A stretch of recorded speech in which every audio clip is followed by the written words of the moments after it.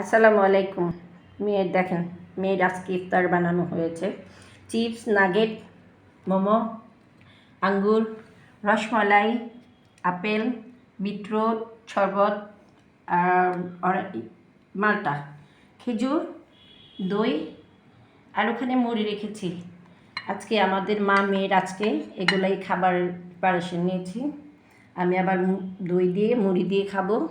এটাই আমার অনেক ভালো লাগে। তারাবি নামাজ পড়তে অনেক শান্তি লাগে। আলহামদুলিল্লাহ, যা খাওয়াইতেছেন আল্লাহ, ভালোই খাচ্ছি। আর দই তো আমার লাগেই, কিন্তু দই আমার খুব ফেভারিট খাবার। রসমালাই খাই, পায়েসও খাই, সেমাইও খাই, কিন্তু করতে একটু ঝামেলা। দুধ আমার ঘরে মনে 4-5 কেজি এখনও আছে। বানাচ্ছি না, ইনশাল্লাহ বানাবো। সেমাই রান্না করবো, পায়েস না। মেয়ে সেমাই খায়, পায়েস খায় না। আমার জন্য তো আর মেয়ে না খেয়ে থাকতে পারবে না। তো আপনাদের সাথে শেয়ার করলাম।